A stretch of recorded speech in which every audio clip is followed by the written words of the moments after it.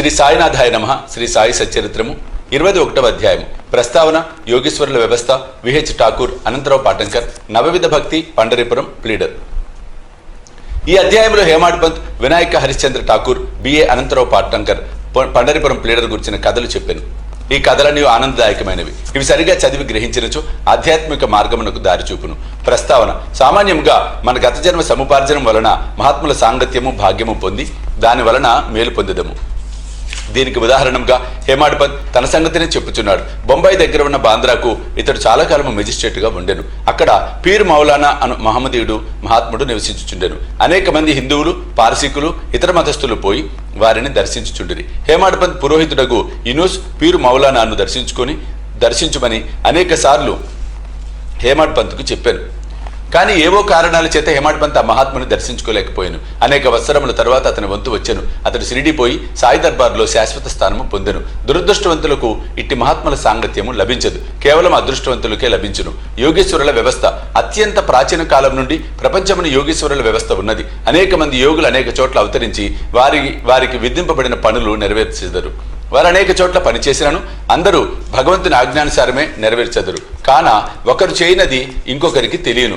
ఒకరు చేసిన దానిని ఇంకొకరు పూర్తి చేసేదరు. దీనిని బోధించుటకు ఉదాహరణ ఇదిగో కలదు. విహెచ్ ఠాకూర్ వీరి రెవెన్యూ శాఖలో గుమాస్తాగా ఉండిరి. ఆయన ఒకానొకప్పుడు బెల్గాం సమీపంలోని వడగాం అని పట్టణమున ఒక సర్వే పార్టీతో వచ్చాను. అక్కడ అప్పాను కన్నడ యోగిని దర్శించి వారి పాదములకు నమస్కరించాను. ఆ యోగి నిశ్చలదాసు రచించిన విచారసాగరమును వేదాంత గ్రంథమును సభలో ఉన్న వారికి బోధించుచుండెను. ఠాకూర్ పోవునప్పుడు వారి సెలవు కోరగా వారిట్లు చెప్పిరి, ఈ పుస్తకమును నీవు చదవవలెను. నీవట్లు చేసినచో నీ కోరికలు నెరవేరును. ముందు ముందు నీ ఉద్యోగమునకు సంబంధించిన పని మీద ఉత్తర దిక్కుకు పోయినప్పుడు నీ అదృష్టవశమున నీకొక గొప్ప మహాత్ముని దర్శనం కలుగును. వారు నీ భవిష్యత్ మార్గమును చూపెదరు. నీ మనసుకు శాంతి ఆనందములను కలుగజేసెదరు. ఆ తర్వాత ఠాకూర్ జున్నూరుకు బదిలయ్యను. అచ్చట పోవుటకై నాన్హేఘాట్ లోయను దాటవలసి ఉండెను. ఈ లోయ మిక్కిలి లోతైనది. దానిని దాటుట చాలా కష్టము. దానిని దాటుటకు ఎనుబోతు తప్ప ఇతరమేది ఉపయోగించరు. కావున ఎనుబోతుపై లోయను దాటుచే అతనికి బాధ కలిగెను. అచ్చట నుండి కళ్యాణ్కు పెద్ద ఉద్యోగముపై బదిలీ అయ్యాను. అచ్చట నానాసాహెబ్ చంద్రకర్తో పరిచయం కలిగాను. ఆయన వలన సాయిబాబా గురించి అనేక సంగతులు తెలుసుకుని వారిని దర్శింప కాంక్షించాను. ఆ మరుసటి దినమే నానాసాహెబ్ షిరిడి పోవుటకు నిశ్చయించుకున్నాను. కావున ఠాకూర్ను కూడా తనతో రమ్మని అడిగాను. ఠాకూర్ తనకు ఠానాలో సివిల్ కేసు ఉండుచే రాలేనని చెప్పాను. అందుచే నానాసాహెబ్ ఒక్కడే వెళ్ళాను. ఠాకూర్ ఠానాకు వెళ్ళాను. కానీ అతడి కేసులు వాయిదా పడిను. అతడు నానాసాహెబ్ వెంట షిరిడికి వెళ్ళకపోవడుచే మిక్కిలి పశ్చాత్తాప పడిను. అయినప్పటికీ షిరిడి వెళ్ళాను. అంతకు ముందు రోజే నానా షిరిడి విడిచిపెట్టానని తెలిసాను. ఇతర స్నేహితులు కొందరు అక్కడ కలిసిరి. వారు ఠాకూర్ను బాబా వద్దకు తీసుకుని పోయిరి. అతడు బాబాను చూసి వారి పాదములకు నమస్కరించి మిక్కిలి సంతసించెను. అతని కండ్లు ఆనంద బాష్పములచే నిండెను. వడలు గగ్గురు పొడిచెను. కొంతసేపటికి సర్వజ్ఞుడు బాబా ఇట్లనెను, ఇచ్చటి మార్గము అప్పా బోధించు నీతులంత సులభము కాదు. నాన్హేఘాట్లో ఎనుబోతుపైన సవారీ చేయుట కంటే కష్టము. ఈ ఆధ్యాత్మ మార్గము మిగుల కఠినమైనది. దీనికి కృషి ఎంతో అవసరము. ఠాకూర్ ఒక్కనికి అర్థమగు ఆ మాటలు వినగానే అతడు అమితానంద పరవశుడయ్యను. కన్నడ యోగి చెప్పిన మాటల యథార్థములను గ్రహించెను. 2 చేతులు జోడించి బాబా పాదములపై శిరసు పెట్టి తనను స్వీకరించి ఆశీర్వదించవలెనని ప్రార్థించెను. అప్పుడు బాబా ఇట్లనెను, అప్పా చెప్పినదంతయు నిజమే, కానీ అవన్నీ అభ్యసించి ఆచరణలో పెట్టవలెను. ఊరికనే గ్రంథములు చదువుట వలన ప్రయోజనము లేదు. నీవు చదివిన విషయమును గూర్చి జాగ్రత్తగా విచారించి అర్థము చేసుకొని ఆచరణలో పెట్టవలెను. లేనిచో ప్రయోజనము లేదు. గురువు అనుగ్రహము లేని ఉత్త పుస్తక జ్ఞానము నిష్ప్రయోజనము. విచారసాగరంలోని సిద్ధాంత భాగమతుడు చదివి ఉండెను. కానీ ఆచరణ షిరిడీలో నేర్చెను. ఈ దిగువ చెప్పిన ఇంకొక కథ కూడా ఈ సత్యమును బలపరచును. అనంతరావు పాటంకర్ అని పూనా పెద్ద మనుషుడు ఒకడు బాబాను చూడటానికి వచ్చాను. షిరిడీకి వచ్చి బాబా దర్శనం చేశాను. అతని కండ్లు సంతృష్టి చెందెను, ఆనందించెను. అతను బాబా పాదములపై పడి తగు విధముగా పూజించి పిమ్మట బాబాతో ఇట్లనెను, నేను ఎక్కువగా చదివి తిని వేదాంతములను చదివి తిని అష్టాదశ పురాణములు వింటిని. నా మనసునకు శాంతి లేదు కనుక నా పుస్తక జ్ఞానమంతయు నిష్ప్రయోజనము. పుస్తక జ్ఞానము లేని నిరాడంబర భక్తులు నాకంటే మేలు. మనస్సు శాంతి పొందనిచో పుస్తక జ్ఞానము వ్యర్థము. నీ దృష్టి వలన నీ మహత్తరమైన మాటల వలన నీవు శాంతి ప్రసాదింతువని వింటిని.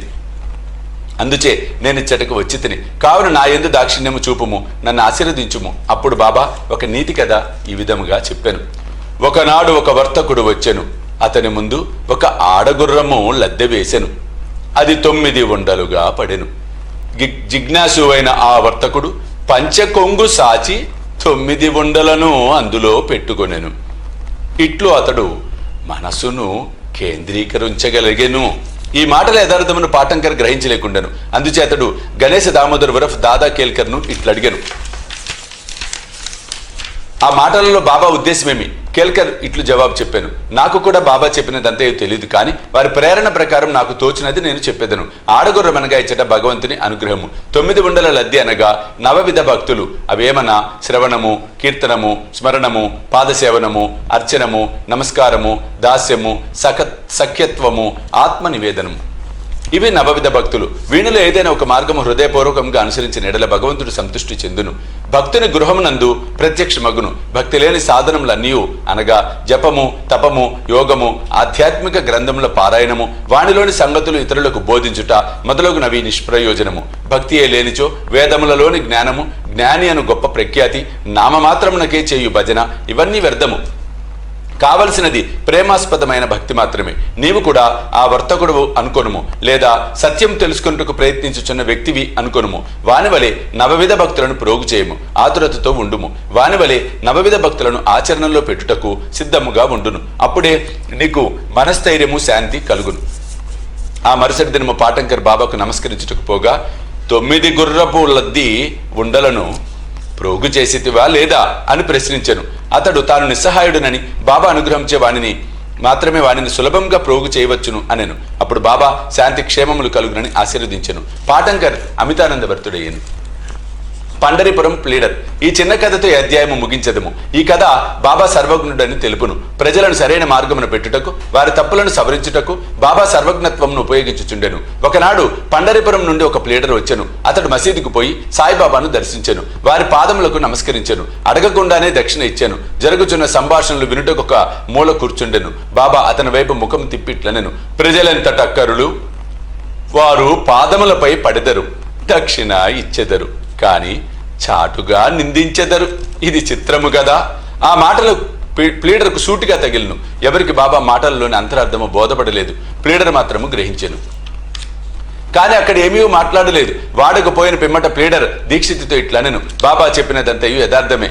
ఆ బాణము నాపై ప్రయోగించిరి. అది నా గుర్చియే. నేనెవరిని నిందించకూడదు, తృణీకరించరాదని బోధించుచున్నది. పండరిపురం సబ్జెక్ట్ జగ్గు నూల్కర్ తన ఆరోగ్య అభివృద్ధి కొరకు సిరిడి వచ్చెను. ఇచ్చటనే మకాం చేశాను. ప్లీడర్ల విశ్రాంతి గదిలో దీని గురించి వివాదము జరిగాను. రోగముచే బాధపడుచున్న సబ్జడ్జి ఔషధమును సేవించగా షిరిడిపోయిన మాత్రమున బాగగుణ అని మాట్లాడుకొనిరి. సబ్జడ్జిని వ్యాఖ్య చేసిరి. సాయిబాబాను నిందించితిరి. నేను కూడా అందు కొంత భాగం వహించి తిని.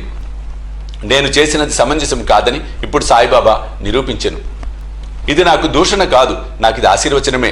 ఇది నాకు ఉపదేశమే. నేను ఇక మీదట ఎవరిని దూషించరాదు, ఎవరిని నిందించరాదు, ఇతరుల విషయంలో జోక్యము కలుగ చేసుకొనరాదు. పండరిపురంకు సిరిడి 300 మైళ్ళ దూరమున ఉన్నది. బాబా సర్వజ్ఞుడు అగుడిచే పండరిపురంలో ప్లీడర్ల విశ్రాంతి గదిలో ఏమి జరిగనో తెలుసుకొనిరి. ఈ నడుమనున్న స్థలము, నదులు, అడవులు, పర్వతములు వారి సర్వజ్ఞత్వమునకు అడ్డుపడలేదు. వారు సర్వము చూడగలిగిరి. అందరి హృదయములలో గల దానిని చదవగలిగిరి. వారికి తెలియని రహస్యము లేదు. దగ్గరనున్నవి, దూరముగా ఉన్నవి, ప్రతి వస్తువు కూడా పగటి కాంతి వలె వారికి తేటతెల్లెము. ఎవడైనా దూరముగా గాని దగ్గరగా గాని ఉండనేము. బాబా సర్వాంతర్యామి అగుడిచే వారి దృష్టి నుంచి తప్పించుకున్నట్టు వీలు లేదు. దీనిని బట్టి ప్లీడరు నీతిని నేర్చుకునేను. ఒకరి గురించి చెడు చెప్పరాదు, మరియు అనవసరముగా వ్యాఖ్యానము చేయరాదు. ఇట్లు బాబా అతని దుర్గుణమును పోగొట్టి సన్మార్గమునందు పెట్టెను. ఇది ఒక ప్లీడర్ గురించి చెప్పినది అయినప్పటికీ అందరికీ వర్తించును. కాబట్టి ఈ కథ బోధించు నీతిని జ్ఞప్తిందుంచుకొని మేలు పొందిదము గాక. సాయిబాబా మహిమ అగాధము, వారి లీలలు కూడా అట్టివే, వారి జీవితము అట్టిదే. వారు పరబ్రహ్మము యొక్క అవతారమే. 21వ అధ్యాయం సంపూర్ణము. సద్గురు శ్రీ సాయినాథ అర్పణమస్తు. శుభం భవతు.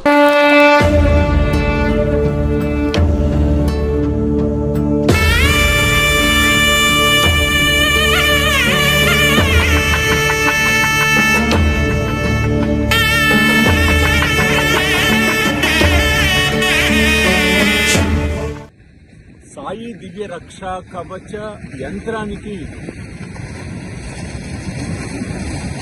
స్వర్ణ కవచం, స్వర్ణ తాపడం మనం చేయించబోతూ ఉన్నాం. ఆ సముద్రంలో బాబా స్వర్ణ రత్న ఖచ్చిత సింహాసనంలో కూర్చున్న అధ్యాయం నిజంగా ఒక అపురూప ఘట్టం. ఆ ఘట్టాన్ని